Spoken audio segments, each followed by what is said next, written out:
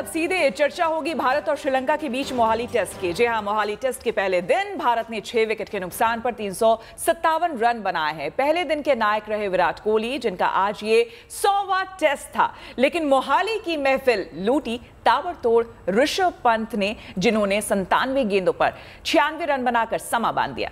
जी हां, और इससे पहले टीम इंडिया ने टॉस जीतकर बल्लेबाजी का फैसला किया। कप्तान रोहित शर्मा ने 29 रन बनाए, जबकि विराट कोहली 45 रन बनाकर आउट हो गए।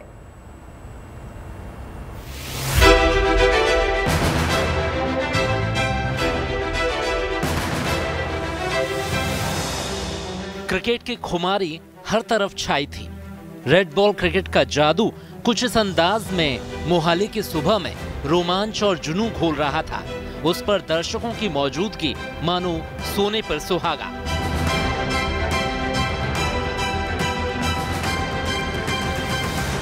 किस्मत का सिक्का भी टीम इंडिया के हक में गिरा और रोहित मयंक की जोड़ी ने मैदान पर उतरते ही गेंद बाउंड्री के पार पहुंचाना शुरू कर दिया।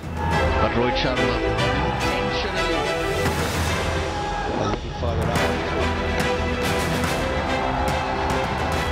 रोहित रंग में थे, उनका बल्ला आग उगल रहा था और विरोधी गेंदबाज पानी मांग रहे थे। लेकिन ये पूल शॉट रोहित को महंगा पड़ा।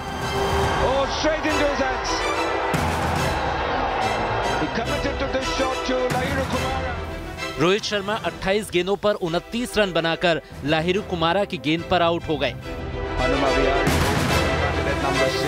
रोहित के बाद मयंक का साथ देने उतरे हनुमा विहारी। हनुमा भी शानदार लय में दिखे। दोनों बल्लेबाजों ने मेहमान गेंदबाजों को हावी होने का कोई मौका नहीं दिया।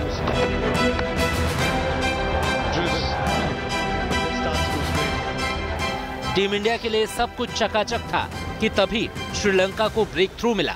80 रन के स्कोर पर भारत को दूसरा झटका लगा। ओपनर मयंक अग्रवाल भी 33 रन बनाकर पेविलियन लौट गए। उन्हें लसित एम्बुल्डेनिया ने एलबीडब्ल्यू आउट किया। और फिर वो लम्हा आया जिसका हर कोई बेसब्री से इंतजार कर रहा था। 100वां टेस्ट खेल रहे विराट कोहली मैदान पर उतरे। मोहाली के मैदान पर कोहली की क्लास भी दिखी। उन्होंने 100वें टेस्ट में 8000 रन पूरे किए। हनुमा विहारी ने भी सॉलिड बल्लेबाजी की और हाफ सेंचुरी पूरी की। अब दबाव पूरी तरह मेहमान गेंदबाजों पर था, लेकिन विराट 45 और हनुमा 58 पर अपना विकेट गंवा बैठे और श्रीलंका को वापसी का मौका दे दिया। अब मैदान पर थी श्रेयस अय्यर और ऋषभ पंत की जोड़ी। पंत चिर परिचित अंदाज में बल्ला भांज रहे थे, तो श्रेयस सधे हुए अंदाज में पारी को आगे बढ़ा रहे थे। दोनों ने 5वें विकेट के लिए 53 रन जोड़े कि तभी श्रेयस अय्यर को धनंजय डिसिल्वा अपनी फिरकी पर गच्चा देने में कामयाब हो गए। श्रेयस अय्यर ने 48 गेंदों पर 27 रन की पारी खेली। इसके बाद असली रंग जमाया ऋषभ पंत और रविंद्र जडेजा की जबरा जोड़ी ने। पंत ने हाफ सेंचुरी पूरा करते ही तूफानी तेवर दिखाने शुरू कर दिए और मेहमान गेंदबाज और फील्डर हांफते नजर आए। पंत के हवाई फायर से मोहाली का स्टेडियम गूंज रहा था और दर्शक खुशी से झूम रहे थे।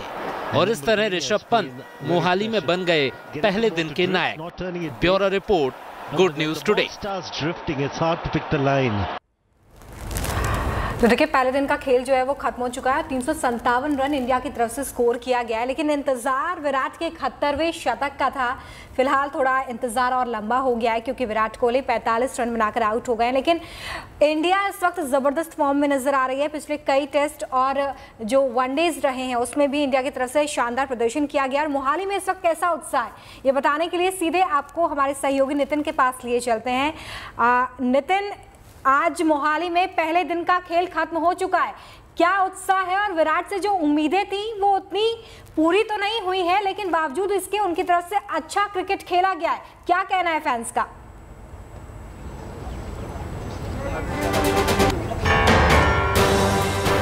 नितिन को शायद आवाज नहीं जा रही है हमारी। नितिन से हम जुड़ने की कोशिश करेंगे, लेकिन इस बीच आपको बता दें, देखिए रोहित शर्मा, इन्होंने 29 रन बनाए 28 गेंदों पर और स्ट्राइक रेट रहा 103.6। साथ ही साथ मयंक अग्रवाल, इन्होंने 33 रन बनाए हैं 49 गेंदों पर। स्ट्राइक रेट रहा 67.3। तो ये फर्स्ट ऑर्डर जिसके बारे में हम बात कर रहे थे। नितिन एक बार फिर से हमारे साथ जुड़ गए। नितिन, पहले दिन का खेल खत्म हो चुका है, हालांकि विराट कोहली से शतक की उम्मीद की जा रही थी, फैंस चीयरअप करने भी पहुंचे थे, लेकिन इंतजार थोड़ा लंबा जरूर हुआ है, उम्मीद कायम है, क्या कहना है फैंस का? बिल्कुल, इंतज़ार थोड़ा सा लंबा हुआ है लेकिन उम्मीद कायम है, क्योंकि विराट कोहली उस कद के खिलाड़ी हैं जिन्होंने हमेशा भारतीय टीम के लिए एक अलग ऊंचाइयां जो है हासिल की हैं। फैंस जो हमारे साथ इस वक्त है वो सुबह जितने एक्साइटेड थे, हालांकि इस वक्त उतने एक्साइटेड नहीं है, थोड़ी निराशा है, क्योंकि वो देखना चाहते थे कि विराट कोहली का बल्ला आज बोलेगा, वो जो 2 साल का जो इंतज़ार है शतक का वो पूरा होगा, लेकिन थोड़ी सी निराशा है। बात करते हैं, हमारे साथ बहुत सारे फैंस हैं, आप देख रहे होंगे कि हमारे फ्रेम में भी बहुत सारे प्ले कार्ड्स लेके यहाँ पे फैंस खड़े हुए हैं। सर, आप विराट कोहली जब आज खेलने आए और विराट कोहली जब ग्राउंड से बाहर जा रहे थे, वो दोनों एक्सपीरियंस बताइए। जब खेलने लग रहा था अभी 100 आज होगा ही होगा, बहुत अच्छा लग रहा था।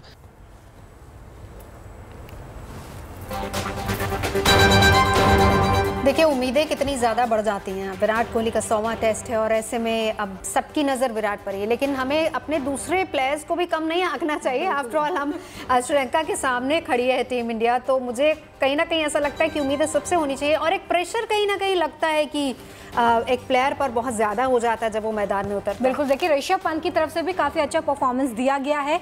97 बॉल्स में उन्होंने 96 रन बनाए, हालांकि शतक यहाँ पर लगाने से चूक गए हैं, लेकिन एक अच्छा क्रिकेट उनकी तरफ से खेला गया जिसकी बदौलत 300 का आंकड़ा इंडिया अचीव कर पाई है पहले दिन, और काफ़ी अच्छी क्रिकेट आज सभी की तरफ से खेली गई है। लेकिन विराट कोहली से काफ़ी उम्मीदें आज थी, 71वां शतक उनकी तरफ से लगाया जाएगा, लेकिन विराट कोहली के नाम और भी कई रिकॉर्ड्स जो हैं वो पहले से ही हैं, जिसमें हर फॉर्मेट में 50 से ज़्यादा औसत पर वो रन बना चुके हैं। हालांकि एक बार आज फिर से स्पिनर के सामने उन्होंने अपनी विकेट खो दी है और पवेलियन लौटना पड़ा है। और कुछ समय से अगर हम बात करें तो स्पिनर्स के सामने विराट कोहली को काफ़ी दिक्कत होती हुई नजर आ रही है। 9 टेस्ट मैच उन्होंने खेले, मेरे ख्याल से रोमिता आपको जरूर पूछना चाहिए जो हमारे समता वहां पर है, क्योंकि 3 स्पिनर्स के साथ अगर टीम मैदान में है तो वो रणनीति के हिसाब से कितना फायदेमंद रहेगा, इस पर भी जरूर चर्चा होनी चाहिए। बिल्कुल, और विराट कोहली के स्कोर के बारे में भी हम बता रहे हैं। 76 कुछ कहना चाहेंगी? मैं यही कहना चाहूंगी कि ऋषभ पंत जो है वो स्टार बनकर उभरे हैं, लेकिन इसी के साथ रोहित शर्मा जो है उन्होंने कुछ कम नहीं किया। उन्होंने भी 29 रन पर 29 बॉलों पर 28 रन बना डाले हैं, और अपने आप में 29 बॉलों पर एक कम रन बनाना भी अपने आप में एक बड़ी बात है। और रोहित शर्मा की तो ये अग्नि परीक्षा भी, क्योंकि रोहित शर्मा के कप्तान बनने के बाद पहला टेस्ट मैच, बिल्कुल ये बड़ी बात जो है इंडिया खेल रही है, तो कई फॉर्मेट्स में तो अच्छा परफॉर्मेंस इंडिया की तरफ से किया गया, लेकिन टेस्ट क्रिकेट में रोहित शर्मा की कप्तानी की एक तरीके से अग्नि परीक्षा भी है। वैसे विराट ये बताइए कि आज रोहित की चर्चा होनी चाहिए कि विराट की? रोहित की बिल्कुल होनी चाहिए, लेकिन विराट के बारे में वही मैं नवजोत आप ही को टॉस कर रही थी। एक आर्टिकल में भी मैं पढ़ रही थी, उसमें लिखा हुआ था कि ऑन एन एवरेज, आज हम सिर्फ शतक की बात कर रहे थे कि विराट आएंगे शतक लगाएंगे, लेकिन ऑन एन एवरेज इस ग्राउंड तो लगाया है ना 100वां टेस्ट जो खेला है। इसको कहते हैं पॉजिटिविटी, जो हम अक्सर दिखाते हैं कि आप आधा ग्लास भरा हुआ देखिए। हाँ, बिल्कुल सही है आपने। तो मैं वही कह रही हूं, ऑन एन एवरेज अगर आप देखें इस ग्राउंड में, पीसीए ग्राउंड में बहुत अच्छा विराट कोहली का नहीं रहा है रिकॉर्ड। यहाँ पे 50 से ज्यादा रन बहुत मुश्किल से बना पाए हैं ये, तो पता नहीं हम क्यों इतना ज्यादा थे कि नहीं शतक लगाएंगे। ठीक है, अच्छा खेले, बढ़िया खेले, हमारी टीम ओवरऑल जीते, वो ज्यादा इंपॉर्टेंट है। बिल्कुल, और इस ग्राउंड पे भी अगर बात करें तो मोहाली के ग्राउंड में 3 टेस्ट मैच विराट कोहली की तरफ से खेले गए, उसमें हालांकि बहुत अच्छा स्कोर उनकी तरफ से नहीं किया गया है, लेकिन 2011 से टेस्ट डेब्यू करने वाले विराट कोहली ने आज अपना 100वां टेस्ट मैच खेला है। उम्मीदें काफ़ी थी, लेकिन फैंस के लिए इंतज़ार थोड़ा सा और लंबा होने वाला है कि कब एक बार फिर से विराट कोहली शतक लगाएंगे। एक बार फिर से नितिन हमारे साथ जुड़ गए, सीधे लिए चलते हैं आपको उनके पास। फैंस से नितिन लगातार बात कर रहे हैं और उनकी रिएक्शन जान रहे हैं इस मैच के लिए, लेकिन महत्वपूर्ण बात नितिन ये भी कि स्पिनर्स को इस ग्राउंड पर शायद मदद मिलती हुई इस वक्त पहली पारी में नजर आ रही है। ऐसे में 3 स्पिनर्स के साथ जब टीम इंडिया मैदान में उतरी है तो कितनी मुफीद और कितनी ताकतवर नजर आती है श्रीलंका टीम के सामने। जी बिल्कुल, आपने बिल्कुल सही पॉइंट आउट किया है कि 3 स्पिनर्स के साथ भारतीय टीम इस मैच में उतरी है और ये जो ग्राउंड है मोहाली का, ये थोड़ा टिपिकल वैसा ही ग्राउंड है जहाँ पर हल्का सा टर्न जो है वो हमारे स्पिनर्स को मदद मिलती है। तो मुझे लगता है कि जिस तरीके से आपने देखा होगा कि श्रीलंकन जो टीम थी, उनके जो बॉलर्स थे लसित, जिन्होंने विराट को आउट किया, उनको भी यहाँ पर मदद मिल रही थी, बॉल उनकी घूम रही थी। तो यहाँ पर भी जब हमारे भारतीय बॉलर्स जो है जब वो बॉलिंग करने आएंगे वो वहाँ पर उनको भी ज़रूर जो है मदद मिलेगी। और ख़ासतौर से अगर आप देखिए तो हमारे पास अश्विन है, हमारे पास रविंद्र जडेजा है, ठीक है। तो उन जो एक्सपीरियंस प्लेयर्स है, खासतौर से अगर अश्विन की बात की जाए, एक्सपीरियंस प्लेयर है, तो उनको ज़रूर जो है इस विकेट पर मदद मिलेगी। किंग कोहली वाला वो प्ले कार्ड भी हम यहाँ पर देख रहे हैं। ज़रा फैन से बात कीजिए, क्या कह रहे हैं वो? जी बिल्कुल, हम फैन से बात करेंगे। यहाँ पर बहुत सारे हमारे फैंस हैं जो विराट को देखना चाहते थे, पूरी इंडियन टीम को देखना चाहते थे।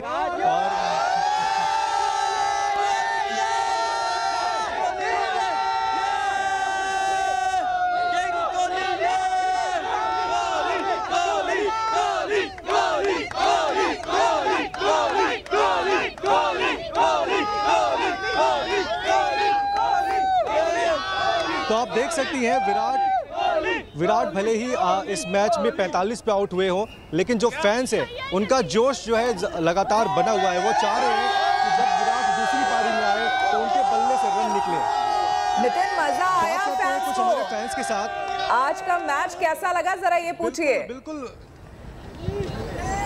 बिल्कुल फैन से बात करते हो, जानने की कोशिश करेंगे। सबसे पहले आप ये बताइए कि जब आपको टिकट, मैं देख रहा था जब आप सुबह भी आते अभी तक रुके हुए हैं, टिकट हासिल करना, विराट कोहली को खेलते हुए देखना कैसा था? सर विराट जब बैटिंग पे आए थे तो सब मतलब बहुत एक्साइटेड थे कि बहुत आज शतक मारेगा, लेकिन थोड़ा आज 45 है, लेकिन बहुत ज़्यादा निराश हो गया। लेकिन और मतलब ओवरऑल पंत ने और जड्डू ने कवर कर लिया, लेकिन अब उम्मीद नहीं है कि इंडिया की दोबारा बैटिंग आएगी, क्योंकि अश्विन, जड्डू और जयंत विकेट निकाल देंगे और इंडिया की बैटिंग नहीं आ पाएगी, इसलिए आज बैंगलोर का वेट करना पड़ेगा। बिल्कुल, आपको क्या लगा जब विराट कोहली बैटिंग कर रहे थे? उम्मीदें तो रही होंगी कि विराट आज बड़ा स्कोर करेंगे, लेकिन वहीं अगर दूसरे खिलाड़ियों की बात की जाए, ऋषभ पंत ने आपको जो है अच्छा खासा स्कोर करके दिया है, जिसकी वजह से आज हम 300 के ऊपर स्टंप्स पे हैं। जी, अच्छा स्कोर तो करके दिया, बस बहुत दुख हुआ कि कोहली शतक नहीं बना पाया और साथ साथ ऋषभ पंत भी शतक नहीं बना पाया। अगर शतक बना ले तो और अच्छा होता, लेकिन इंडिया उधर बहुत अच्छा खेला इंडिया की टीम ने। साथ में हम जो तस्वीरें देख रहे हैं उसमें अनुष्का भी खड़ी हैं, तो आई एम श्योर कि फैंस जो हैं वो अनुष्का को देखकर भी उतने ही एक्साइटेड होंगे। क्यों? सोने पर सुहागा हो गया ये तो फैंस के लिए।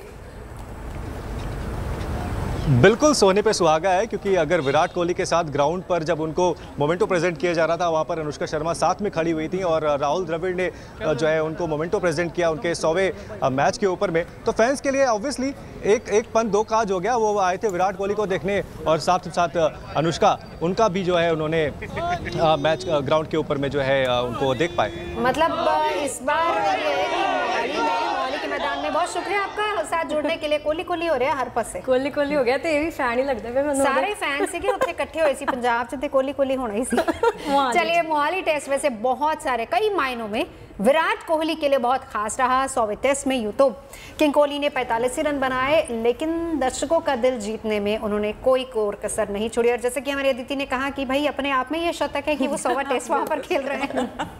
देखिए, नाम विराट, काम विराट और कद भी उनका विराट है। आज विराट कोहली ने टेस्ट क्रिकेट में 8000 रन पूरे किए। वो ये कीर्तिमान हासिल करने वाले 6ठे भारतीय बल्लेबाज बन गए हैं।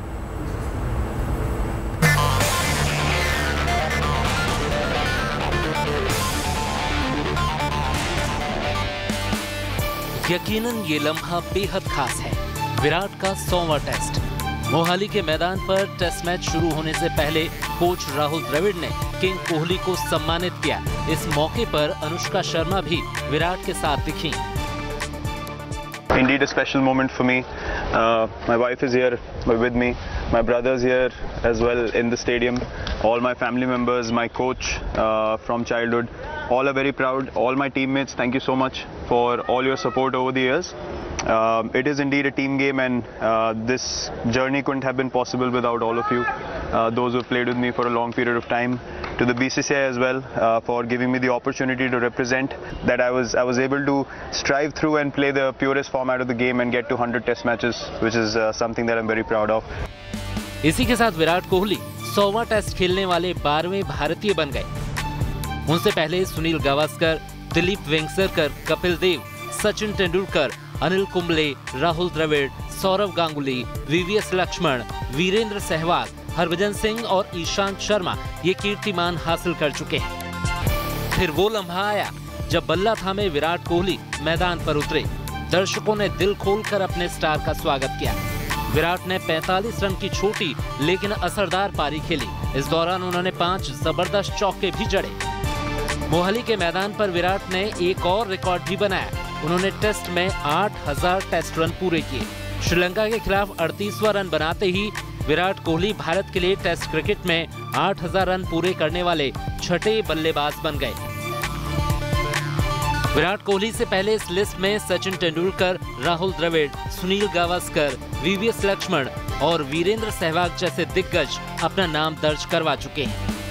विराट कोहली को 8000 टेस्ट रन पूरा करने के लिए 169 पारियां लगी, जबकि सचिन तेंदुलकर ने महज 154 पारियों में 8000 रन पूरे किए थे। जाहिर है विराट के करियर में ये अहम मोड़ है। नई ऊर्जा और जज्बे के साथ विराट यहाँ से कामयाबी का नया इतिहास रचने निकल चुके हैं। इस सफर में ऐसे कई और पड़ाव आने अभी बाकी हैं। Bureau report, good news today. और क्रिकेट के मैदान से आपको सीधे हम चुनावी प्रचार रोड शो पर लिए चलते हैं। वाराणसी वो जगह जो कि इस वक्त मोदी मय हो चुका है। देखिए सीधी तस्वीरें आपको हम दिखा रहे हैं वाराणसी से, जहां पर आप देख सकते हैं प्रधानमंत्री नरेंद्र मोदी का ये मेगा रोड शो चल रहा है। 3 किलोमीटर का ये पूरा रोड शो है। आज सुबह सुबह ये देखिए बहुत ही कलरफुल, बहुत खूबसूरत लग रहा है। आज सुबह ही आपको बता दें, हालांकि मोदी मय होने से पहले यहाँ पर राहुल गांधी और प्रियंका गांधी दोनों काशी विश्वनाथ के दर्शन कर चुके हैं, लेकिन इस बीच पूरा वातावरण गुंजायमान है अपने सांसद को देखकर। और आखिरी पड़ाव है, 7वां चरण, आखिरी पड़ाव है उत्तर प्रदेश में चुनाव का। और ऐसे में पूरी वाराणसी की जितनी भी गलियां हैं वो आपको मोदी में इस वक्त नजर आएंगे। जी हाँ, सुबह से ही आज प्रधानमंत्री जो है वाराणसी की सड़कों पे उतरे और ये रोड शो किया। 5 किलोमीटर लंबा ये रोड शो रहा और इसमें पूरा वाराणसी शामिल होने के लिए उतर आया था। और किस तरह से सभी ने इसमें भाग लेकर ये दिखाने की कोशिश की कि वो अभी भी मोदी के साथ है। देखिए वाराणसी की वो सीटें जिस पर आखिरी चरण में चुनाव होना है, 9 जिले की 54 सीटें हैं जहां पर वोट डाले जाएंगे। और ऐसे में खुद वाराणसी में प्रधानमंत्री की मौजूदगी ये बताती है कि बीजेपी इन सीटों पर जीत दर्ज करने के लिए, अपने गढ़ में एक बार फिर से अपने किले को कायम करने के लिए कितनी ज़्यादा सजग है। ये बेसिकली एक तरीके से अगर हम लास्ट चरण की बात करें तो ये टेस्ट भी होगा, क्योंकि आखिरी चरण बहुत कुछ ये डिसाइड करेगा। पहली बात तो प्रधानमंत्री इस इलाके से आते हैं, दूसरा ये पूरा वाराणसी का इलाका है, यहाँ पर सीटें बहुत ज़्यादा अहम है। ये वो है जहाँ पर बीजेपी क्लीन स्वीप कर चुकी है। और सबसे बड़ी बात ये कि यहाँ से वो जो डिसाइडिंग फैक्टर होगा वो कहीं ना कहीं 2024 की तस्वीर भी खींचेगा। क्यों श्वेता? अब देखिए क्रिकेट मैच की तरह है, मतलब एक गेंद रहती है, एक सिक्सर चाहिए, 6 रन चाहिए। अगर लगा दिया तो जीत गए, नहीं लगा तो देखिए आखिरी चरण 10 तारीख भी दूर नहीं है, 7 तारीख को यहाँ पर वोट डाले जाएंगे। काफ़ी इंटरेस्टिंग है। उससे पहले ये सीधी तस्वीरें आपको हम दिखा रहे हैं। देखिए लंबा चौड़ा काफिला है। वैसे जब भी प्रधानमंत्री वाराणसी आते हैं तो उनका मेगा शो कुछ इसी तरह का उनका शो रहता है। और आप देखेंगे कि गली मोहल्लों से लेकर, क्योंकि यहाँ जो गलियाँ हैं ना बहुत ही संकरी गलियाँ हैं, चौड़ी चौड़ी सड़कें, यहाँ पर मेट्रोज की तरह नहीं है। और ऐसे में 3 किलोमीटर का ये लंबा रोड शो होने वाला है जो कि काशी विश्वनाथ जाकर के रुकेगा। और वहाँ पर खुद प्रधानमंत्री एक बार फिर काशी विश्वनाथ के दर्शन करेंगे, बाकायदा पूजा पाठ। हर बार की तरह भोलेनाथ के कितने बड़े भक्त हैं ये किसी से छिपा नहीं है, और इस बार फिर वहाँ पर वो जाएंगे। इस बीच आपको हम ये जन सैलाब दिखा रहे हैं जहाँ पर प्रधानमंत्री नरेंद्र मोदी सभी काशीवासी का आशीर्वाद लेते हुए उनका अभिवादन स्वीकार करते हुए। जी हाँ, बता दें आपको 5 किलोमीटर लंबे इस रोड शो में प्रधानमंत्री मोदी 4 सीटों को कवर करेंगे। और इस भीड़ में साफ साफ देखा जा सकता है कि कितना उत्साह है काशी वालों का और उनका कितना समर्थन है प्रधानमंत्री मोदी के साथ। तो काशी की सड़कों पर इस वक्त लोगों का हुजूम नजर आ रहा है। प्रधानमंत्री भी हाथ जोड़कर सभी का अभिवादन स्वीकार करते हुए जो जहां पर है वहीं से अपने सांसद की झलक पाने के लिए इस वक्त आतुर नजर आ रहा है। और जहां तक आपकी नजरें जाएंगी वहां तक प्रधानमंत्री का काफिला और साथ ही साथ कार्यकर्ताओं का हुजूम आपको नजर आएगा। आप कह सकते हैं कि पूरी तरीके से अपने सांसद का स्वागत करने के लिए, उनकी एक झलक पाने के लिए इस वक्त काशी बिल्कुल आतुर नजर आ रही है। और 54 सीटें पूर्वांचल की, जहां पर आखिरी फेज यानी कि 7वें चरण में चुनाव होना है। सभी सीटें वाराणसी की हैं। वाराणसी की 8 सीटों में से पिछली बार 6 सीटें बीजेपी ने अपने नाम की थी, 2 सीटें सहयोगियों के पास गई थी। और ऐसे में अपनी जीत को एक बार फिर से दोहराने की कोशिश, और यही कारण है कि अब सियासी पिच पर आखिरी ओवर्स में प्रधानमंत्री उतरे हैं ताकि ज्यादा से ज्यादा सीटें अपने नाम कर सके।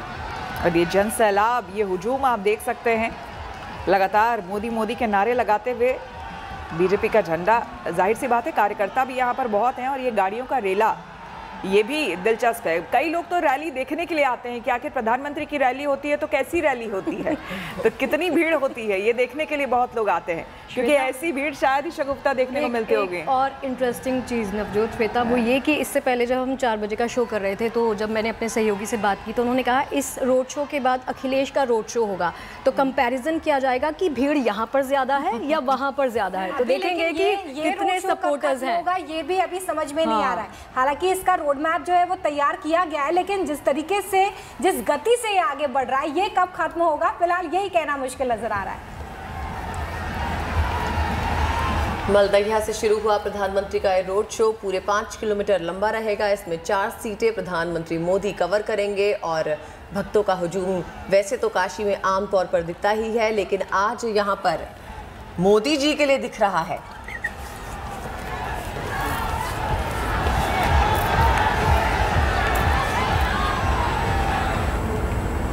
तो देखिए काशी मोदीमय हो गई है। आज ब्रेक के लिए रुकेंगे, आगे करेंगे यूक्रेन से भारतीयों की वापसी और वहां के हालात किस तरह से, उस पर चर्चा बने रही, कहीं हो जाएगा।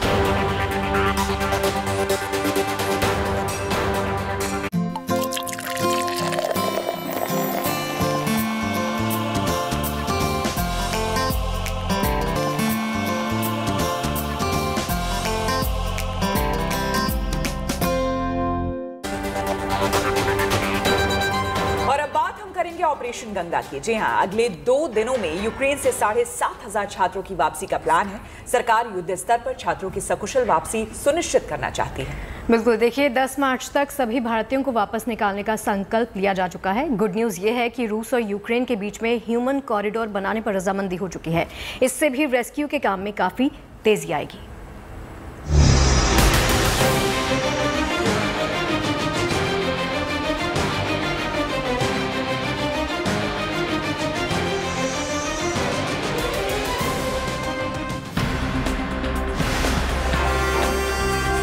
एक देश के तौर पर यूक्रेन में अब शायद ही कुछ बचा है। यहाँ इमारतें मलबे में बदल चुकी हैं, सड़कों पर बम और बारूद के निशान हैं और रूस की सेना से लड़ने के लिए जनता सड़कों पर है। जाहिर है जिस मुल्क में जिंदगी और मौत का फासला इतना कम हो, वहां से बचकर अपने मुल्क लौट आना किसी चमत्कार से कम नहीं है। यूक्रेन की धरती से ऐसे ही हजारों भारतीय रोज लौट रहे हैं। यादों में जंग की दहशत है, लेकिन चेहरे पर वतन लौटने का सुकून है। इंडियन गवर्नमेंट को और एम्बेसी को थैंक यू बोलना चाहूँगा। इन्होंने हमको बहुत अपने, एक होता है ना बेटे जैसा ट्रीट करना, उन्होंने हमको ऐसे ट्रीट किया। मैं हमारी स्टेट गवर्नमेंट का धन्यवाद करना चाहती हूँ, क्योंकि उन्होंने हमें इतने अच्छे से रिसीव किया, हमारा हालचाल पूछा और वहाँ पे क्या तकलीफ हुई उसके बारे में पूछा। इसलिए मैं आप सबका बहुत बहुत तहे दिल से धन्यवाद करना चाहती हूँ। भारत सरकार को बहुत ज़्यादा तहे दिल से वो देना चाहता हूँ कि उन्होंने हमको इस लेवल, इस सिचुएशन से, ऐसी थी जहाँ पे बहुत क्रिटिकल सिचुएशन थी, वहाँ से हमको निकाला है। उसके लिए तहे दिल से मैं भारत सरकार का शुक्रिया अदा करना चाहता हूँ। ऑपरेशन गंगा ने अब तक उन हजारों परिवारों के चेहरे पर मुस्कान लौटाई है जिनके बच्चे यूक्रेन के जंग के बीच फंसे थे। अकेले वायुसेना के ऑपरेशन से जुड़ने के बाद 7 ग्लोब मास्टर अब तक 1428 बच्चों को भारत ला चुके हैं। इतना ही नहीं, बच्चों के यूक्रेन से बचकर वापस आने का सिलसिला जारी है और सरकार का कहना है कि 10 मार्च तक यूक्रेन से सभी भारतीयों को निकाल लिया जाएगा। मौजूदा 24 घंटे की बात करें तो आज 18 अलग अलग विमान भारतीयों को लेकर वापस आ रहे हैं। करीब 4000 भारतीयों को वापस लाया जा चुका है। अगले 2 दिनों में 7500 भारतीयों को लाने का पुख्ता प्लान बन चुका है। 80 विमानों के जरिए यूक्रेन के पड़ोसी देशों से भारतीयों को लाया जा रहा है और इस मिशन में यूक्रेन के बॉर्डर पर गए 4 मंत्रियों के साथ 24 दूसरे मंत्रियों को भी जोड़ा गया है।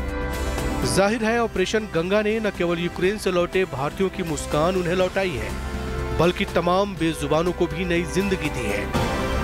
डॉक्यूमेंटेशंस बहुत ज़्यादा थी और उसका प्रोसीजर बहुत लंबा था, लेकिन दैट्स फेयर क्योंकि होना चाहिए इंपोर्ट के लिए। लेकिन जब वॉर लाइक सिचुएशन है ऐसी तो कम से कम अपने सिटीजन को तो अलाउ करना चाहिए था। तो उस वही केस था कि अलाउ नहीं कर रहे थे तब भी, तो इस वजह से मैंने ऐसा अपील किया था सबसे और वो हो गया। बाकी सारे मेरे पेट भी आ गए और बहुत लोग अपने पेट्स ला रहे हैं, बिना एनओसी के ही सारे लाए हैं पेट्स अपने मोस्टली। इस बीच राहत भरा समाचार ये है कि यूक्रेन और रूस के तनावपूर्ण माहौल के बीच दोनों देश सेफ कॉरिडोर के लिए करीब करीब सहमत हो गए हैं। इस सुरक्षित गलियारे के बन जाने से यूक्रेन से भारतीयों को लाने के काम में और तेजी आनी तय है। इतना ही नहीं, ये गलियारा यूक्रेन के उन लोगों को भी राहत देने जा रहा है जो जंग में सब कुछ खो चुके हैं। जंग के मैदान में कोई भी सुरक्षित गलियारा वो रास्ता होता है जहां सेनाएं हमले नहीं करती और ये रास्ते जंग के मैदान में आने जाने के लिहाज से सुरक्षित होते हैं। तेजश्री पुरंदरे के साथ bureau report, good news today. तो आज 9वां दिन है। यूक्रेन पर रूस के हमले आज भी और तेज हुए हैं। चारों ओर तबाही का मंजर ही देखने को मिल रहा है और ऐसे हालात में ज्यादातर भारतीय नागरिक यूक्रेन छोड़कर पड़ोसी मुल्कों में शरण ले रहे हैं। देखिए, बिल्कुल ऑपरेशन गंगा के तहत लगातार कोशिश यही है कि ज्यादा से ज्यादा भारतीयों को वापस इंडिया लाया जा सके और इसके लिए वायुसेना ने भी पूरी तरीके से मोर्चा संभाल लिया है। ऐसे में जो लोग वहां से लौटे हैं अब राहत की सांस महसूस कर रहे हैं।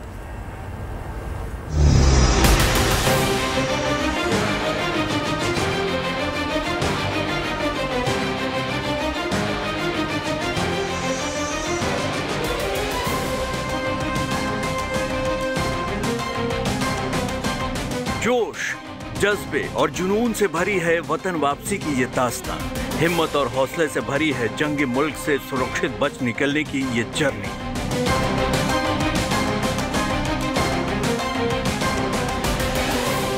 यूक्रेन में फंसे हिंदुस्तान के बहादुर बच्चों ने किस साहस से हालात का सामना किया, किस तरह घंटों दिनों की पैदल यात्रा से बॉर्डर तक पहुंचने में कामयाब हो सके, उसे समझने के लिए यूक्रेन की जमीनी हकीकत की ऐसी तस्वीरों को समझना होगा।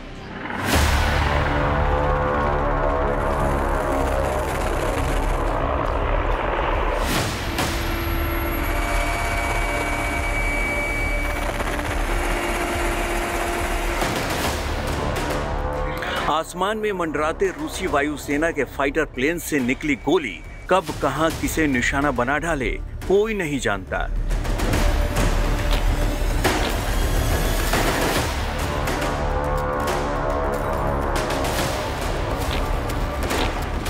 लगातार होती बमबारी और सीरियल मिसाइलों की जद में कब कौन आ जाए कहना मुश्किल है।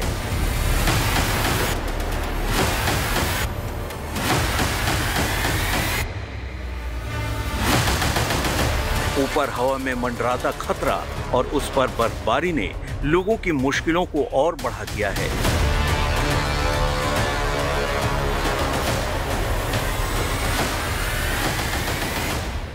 यूक्रेन में अब हर ओर तबाही का मंजर है। जलती खाक होती इमारतें हैं, खंडहर बन चुकी बिल्डिंग है।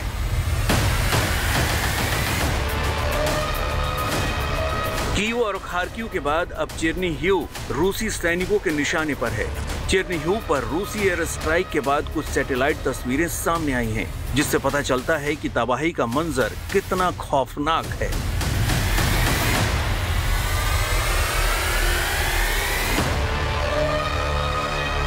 यूक्रेन के इनरहोदर में यूरोप के सबसे बड़े न्यूक्लियर प्लांट में रूसी हमले के बाद आग लग गई। जेपोरिजिया में मौजूद इस परमाणु केंद्र से उठते धुओं का गुबार देखा जा सकता है। हादसा काफी बड़ा हो सकता है। यूक्रेन से 10 लाख से ज्यादा लोग पलायन कर चुके हैं। सुकून की बात यह है कि यूक्रेन में रह रहे 17,000 से ज्यादा भारतीय सुरक्षित बाहर निकल चुके हैं, जिनमें बड़ी संख्या में लोग ऑपरेशन गंगा के जरिए भारत पहुंच चुके हैं। पिछले 24 घंटे में 30 फ्लाइट से 6,400 भारतीयों को वापस लाया गया है, जबकि 2 दिनों में करीब 7,400 भारतीय नागरिकों की वतन वापसी हो सकी है। खुशी से लबरेज इन आवाजों को सुनिए, आपको महसूस होगा कि ये खुशी, सुरक्षित वतन लौटने का ये सुकून कितना बड़ा है। ओडेसा में एक्चुअली वैसे पहले तो स्टार्टिंग में कुछ था नहीं, फिर जब कीव में स्टार्ट हुआ तब वहाँ पे रात को कर्फ्यू लगा था, फिर रात से थोड़ा फायरिंग वगैरह की आवाज़ आती थी। डॉक्यूमेंटेशंस बहुत ज़्यादा थी और उसका प्रोसीजर बहुत लंबा था, लेकिन दैट्स फेयर क्योंकि होना चाहिए इंपोर्ट के लिए, लेकिन जब वॉर लाइक सिचुएशन है ऐसी तो कम से कम अपने सिटीजन को तो अलाउ करना चाहिए था। तो बस वही केस था कि अलाउ नहीं कर रहे थे तब भी। एक के बाद एक फ्लाइट्स के आने का सिलसिला जारी है। इसी के साथ यूक्रेन में गुम हो चुकी हिंदुस्तान की खुशी भी लौटती जा रही है। Bureau report, good news today. Ukraine में जंग की आग धधक रही है, लेकिन यूक्रेन की सीमाओं पे इंसानियत की मिसाल दिखाई दे रही है। यूक्रेन की सीमा से सटे रोमानिया के तमाम हिस्सों में आम जनता पीड़ितों की मदद के लिए आगे आई है। जी हाँ, रोमानिया के सुचावा रेलवे स्टेशन पर शरणार्थियों की सहूलियत के लिए खास इंतजाम किए गए हैं। यहाँ आने वालों को किस तरह की मदद मिल रही है, ये बता रही हैं हमारी सहयोगी Lavina Tandon. Romanian Ukrainian border से कुछ 1 से 2 घंटे की दूरी पर ये है सुचावा ट्रेन स्टेशन, और यहाँ पर घुसते ही आप देखेंगे एक रिलीफ सेंटर जो कि यहाँ की NGOs और चर्चेज़ की मदद से बनाया गया है। यहाँ पर जो भी यूक्रेनियन शरणार्थी आता है उसे एक गर्म प्याला चाय का, उसके साथ बिस्किट, कुछ फल और कुछ गर्म कपड़े भी दिए जाते हैं। ये यहाँ के लोकल्स चला रहे हैं। छोटे छोटे 16-17 साल के बच्चे भी यहाँ पर मौजूद हैं और यहाँ गाने गाए जा रहे हैं पीस के लिए, शांति के लिए, पूरी दुनिया की और ख़ास तौर पर यूक्रेन की। यह है इंसानियत का खूबसूरत चेहरा।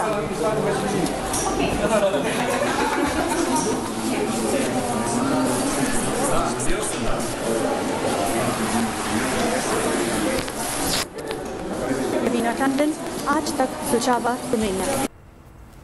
कहने को जंग में तबाह शहर होते हैं और सबसे ज्यादा चोट लेकिन इंसानियत को इसमें पहुंचती है। परिवार बिखर जाते हैं, अपने बिछड़ जाते हैं। ऐसे मुश्किल वक्त में भारतीय छात्रों को ऑपरेशन गंगा के तहत सुरक्षित वापस लाया जा रहा है। जी हाँ, और ख़ास बात यह है कि कई छात्र अपने साथ अपने बेजुबान दोस्तों को भी लाना नहीं भूल रहे हैं। हंगरी के रास्ते देश लौटने वाले ऐसे ही कुछ छात्रों से हमने बात की। कीव में हालात कैसे हैं ये किसी से छुपे हुए नहीं हैं। इंसानों की जान बचाना मुश्किल है, लेकिन अभी भी कुछ लोग ऐसे हैं जो बेजुबानों को भी वहाँ से बचा करके ले आए हैं। ये मेरे पीछे आप देख पा रहे हैं, ये आरती हैं, तमिलनाडु की रहने वाली हैं और ये यूक्रेन में पढ़ाई करती थी। इनके साथ क्या नाम है आपका?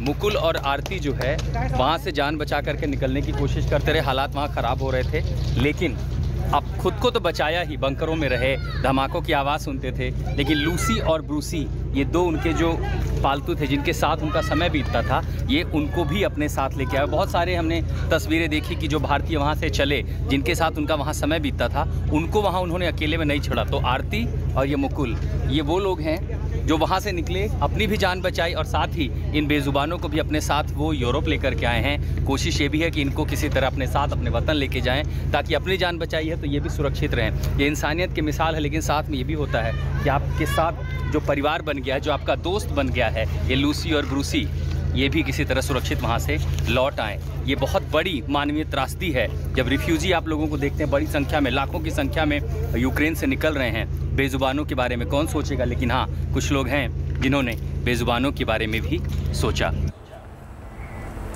तो देखिए, जंग का माहौल ज़रूर रूस और यूक्रेन में है, लेकिन जब वहाँ से भारतीय लौटे हैं तो कैसी भावनात्मक तस्वीरें भी निकलकर सामने आ रही हैं। फिलहाल एक बहुत छोटा सा ब्रेक, आप देखते रहिए चाय पर चर्चा।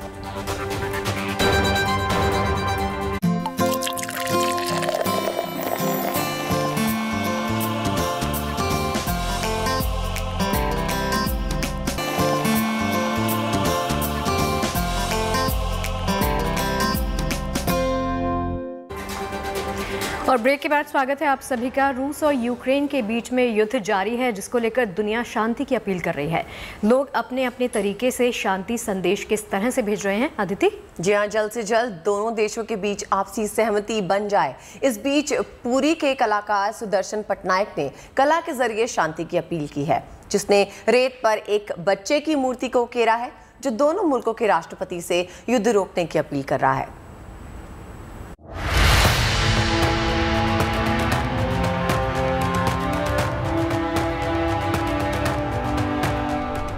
यूक्रेन जल रहा है, दुनिया विश्व युद्ध के मुहाने पर है, और ऐसे में एक कलाकार दुनिया को जंग से बचा लेने की दुआ कर रहा है। ये रचना स्याह सच्चाई की है। ये कलाकृति दो मुल्कों के बीच बढ़ी दरार की है। ये आकृति रूस और यूक्रेन के बीच जारी जंग की है। इस कलाकृति में दिख रहे दो चेहरों पर दुनिया की नजर टिकी है, जिनके बीच बढ़े फासलों को मिटाने के लिए एक कलाकार ने अपने जज्बात को पुरी के समंदर के किनारे रेत पर उतार दिया, जिसका मकसद सिर्फ इतना है कि दोनों मुल्कों के बीच आपसी भाईचारा बने। दोनों देश हथियार छोड़कर अमन और शांति की दिशा में आगे बढ़े। कला के क्षेत्र में नाम कमाने वाले ओडिशा के सुदर्शन पटनायक ने दिल को छू लेने वाली कलाकृति बनाई है। रेत से कलाकृतियां बनाने वाले सुदर्शन ने इस बार रूस यूक्रेन के बीच जारी जंग को आधार बनाया है। एक तरफ यूक्रेन के राष्ट्रपति वोलोदिमीर जेलेंस्की और दूसरी तरफ रूस के राष्ट्रपति व्लादिमीर पुतिन की आकृति उकेरी है। बीच में आग की लपटों में जलते एक मासूम को बनाया है, जो दोनों हाथों को उठाए अपनी बेबसी बयां कर रहा है। रूस और यूक्रेन के राष्ट्रपति से जंग रोकने की अपील कर रहा है। हम आज एन आर्टिस्ट, हमारा इस कला के थ्रू ये मैसेज है, स्टॉप वॉर। ये हमारा हम्बल अपील है कि जो कुछ होना चाहिए डायलॉग में होना चाहिए, बातचीत में होना चाहिए। शांति के रास्ता पे बातचीत करना बहुत जरूरी है। सैंड आर्टिस्ट सुदर्शन पटनायक ऐसी कलाकृतियों के लिए मशहूर हैं, जो अपनी कला से लोगों को संदेश देते हैं, समाज में जागरूकता फैलाते हैं, ताकि एक स्वस्थ समाज के साथ मजबूत राष्ट्र का निर्माण हो सके, हर तरफ सुख और शांति कायम रहे। सुदर्शन पटनायक ये काम बखूबी जानते हैं, जिन्होंने शांति की अपील करते हुए रेत पर यह कलाकृति बनाई है। एक सच्चे कलाकार की यही खूबी होती है, जो कला के जरिए अपनी अनुभूतियों को दूसरों से बांट सके। एक कलाकार की कला सार्थक होती है जब खुद में छोटे से छोटे कंपन को वो दूसरों से भी साझा कर सके। Bureau report, good news today. Ukraine और रूस के बीच चल रही जंग को मुरादाबाद में एक पेंटिंग के जरिए दिखाने की कोशिश की गई है। इस पेंटिंग में कलाकारों ने रंगों की मदद से यूक्रेन के दर्द को उकेरा है। पेंटिंग की मदद से जंग को जल्द से जल्द रोकने की अपील की गई है। जी हाँ, इस आर्ट गैलरी के जरिए युद्ध की विभीषिका को दर्शाया गया है और अपील की गई है कि मानवता की खातिर इन हालातों को बदला जाए। बेशक ये तस्वीरें बदलनी होंगी, क्योंकि इतिहास गवाह है कि आज तक किसी का भी युद्ध से भला नहीं हुआ।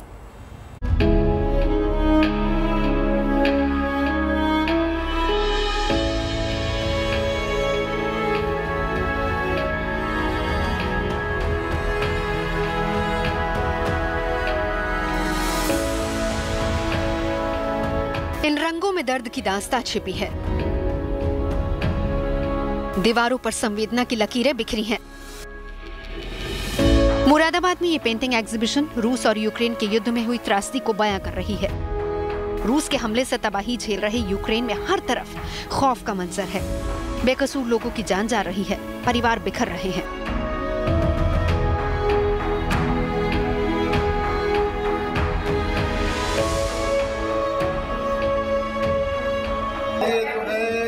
यूक्रेन और रसिया के युद्ध के संबंध में एक कला प्रदर्शनी का आयोजन किया गया है, जिसमें इंस्टॉलेशन है और पेंटिंग है। दोनों विधाओं का संयोजन करके जो है अभिव्यक्त किया गया है। युद्ध में क्या विभीषिका को दर्शाने का प्रयास किया गया है, युद्ध में मारे गए लोगों को दिखाया गया है। तो युद्ध जो नहीं होना चाहिए, ये जो है इस पेंटिंग और एग्जीबिशन का संदेश है। इस पेंटिंग एग्जीबिशन के जरिए यूक्रेन की इसी हालत को दिखाया गया है। इस एग्जीबिशन के जरिए कलाकारों ने मानवीय संवेदनाओं को उभारने की कोशिश की है। पेंटिंग के साथ साथ हालात की गंभीरता दिखाने के लिए कुछ कलाकृतियों का इस्तेमाल भी किया गया है। मेरा नाम स्वालिहा है। हमने यहाँ पर पेंटिंग और इंस्टॉलेशन तैयार किया है रूस और यूक्रेन के युद्ध हो रहे हैं उसके लिए, ताकि युद्ध समाप्त हो जाए, युद्ध में शांति हो जाए। वहाँ पर काफ़ी लोग हैं जो बहुत बुरी तरह घायल भी हो गए हैं और मर भी गए हैं। और आज जो है नवीन जी हैं जिनको आज हमने श्रद्धांजलि देने के लिए पोर्ट्रेट बनाया है और यहाँ पर पेंटिंग्स भी बनाई हैं।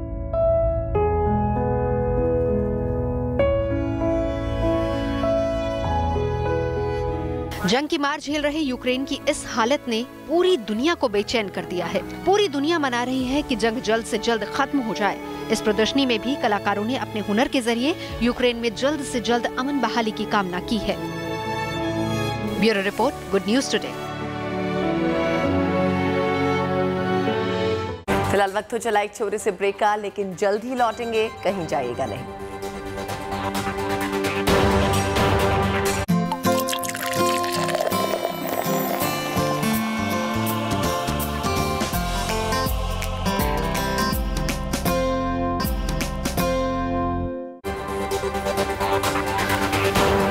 आप देख रहे हैं चाय पर चर्चा और सात समंदर पार से एक बड़ी खुशखबरी आई है।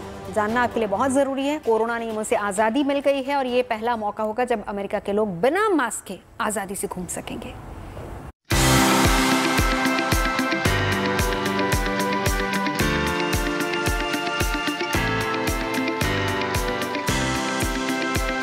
अब खुलकर सांस लेने की बारी आई है। जिंदगी के हर एक पल को जीने की बारी आई है। अपनों से बनी दूरियों को मिटाने की बारी आई है। अब हंसने और हंसाने की बारी आई है। एक दूसरे की खुशी में बेझिझक शामिल होने की बारी आई है। अब अपनों के सुख दुख में हिस्सा लेने की बारी आई है।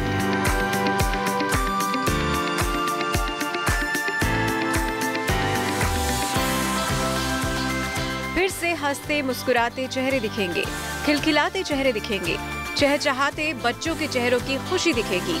अब अमेरिका को मास्क से मुक्ति मिली है। खुली हवा में सांस लेने की आजादी मिली है।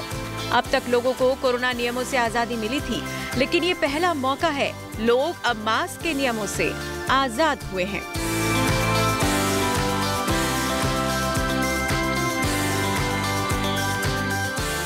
अमेरिका में इसी आजादी का आनंद आम जनता के साथ बच्चे ले रहे हैं।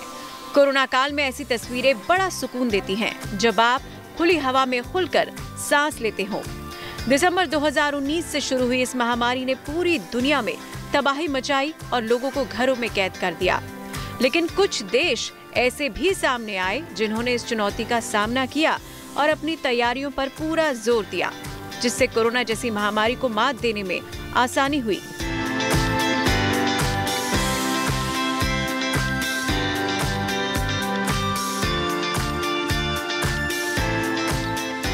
सीडीसी की तरफ से मिली हरी झंडी ने न सिर्फ अमेरिका बल्कि दूसरे मुल्कों के चेहरों पर खुशी लौटाई है। रोग नियंत्रण और रोकथाम केंद्र ने इस बात का दावा किया है कि अमेरिका की 90% आबादी ऐसे इलाकों में रहती है जिन्हें मास्क पहनने की जरूरत नहीं। ऐसा भी नहीं कि अमेरिका में हर किसी ने चेहरे पर लगा मास्क हटा लिया हो, बल्कि इनके लिए 3 कैटेगरी बनाई गई है, जिसके तहत ये तय किया गया है कि कौन मास्क पहन सकता है, कौन नहीं। लिहाजा central for disaster control and prevention जो गाइडलाइन बनाई है। और चलिए अब आपको दिखाते हैं बर्फबारी का अद्भुत नज़ारा। चमोली, बद्रीनाथ और औली में ताज़ा बर्फबारी से किस तरह से वादियों की रंगत बढ़ गई है। अदिति, हालांकि बर्फबारी की वजह से ठिठुरन भी बढ़ी है, लेकिन सैलानी स्नोफॉल का जमकर मजा ले रहे हैं।